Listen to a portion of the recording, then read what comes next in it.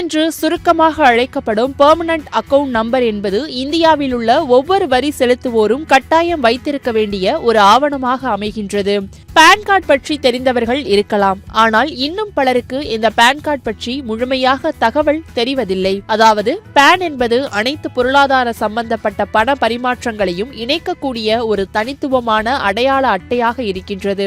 இதில் இந்திய வருமான வரித்துறையினால் வழங்கப்படும் 10 இலக்க எண்கள் மற்றும் எழுத்துக்கள் குறிப்பிடப்பட்டிருக்கும். இது இந்தியாவில் உள்ள தனிநபர்கள், நிறுவனங்களுக்கும் வழங்கப்படுகின்றது. இந்த பான் எங்கு தேவைப்படும் என்று கேட்கிறீர்களா? அதாவது ஒரு வருடத்திற்கான வருமான வரியை தாக்கல் செய்யும் போதும், சொத்து வாங்கும் போதும், பெரிய அளவில் பணம் பரிமாற்றங்களை செய்யும் போதும், மியூச்சுவல் ஃபண்டுகள் அல்லது ஷேர் மார்க்கெட்டுகளில் முதலீடுகள் செய்யும் போதும் ஒருவருக்கு பான் கார்டு தேவைப்படுகின்றது.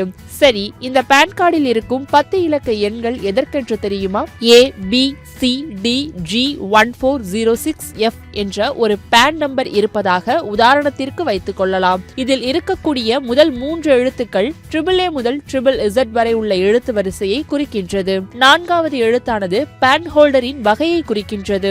அதாவது தனிநபர், நிறுவனம், அரசு நிறுவனம், செயற்கை நீதித்துறை நபர், உள்ளாட்சி அமைப்பு, கூட்டு நிறுவனம் மற்றும் அறக்கட்டளை போன்றவற்றை இதில் அடங்கும் என்கின்றனர். இது ஒரு பக்கம் இருக்க, இந்த பான் கார்டு எப்படி வாங்குவது என்பது பற்றி பார்க்கலாம். அதாவது பான் கவர்மெண்ட் வெப்சைட் மூலம் பான் கார்டு விண்ணப்பத்தை பதிவிறக்கம் செய்து விண்ணப்ப படிவத்தில் கேட்டுள்ள விவரங்களை நிரப்ப வேண்டும். அதன் பின்னர் தேவையான ஆவணங்கள், அதாவது புகைப்படம், முகவரி சான்று, ஆதார் அட்டை போன்றவற்றை இணைக்க வேண்டும். அடுத்ததாக பணம் செலுத்தி விண்ணப்ப படிவத்தை பரிவுடன் அனுப்பவும். உங்கள் பான் கார்டு விரைவில் கிடைக்கும்.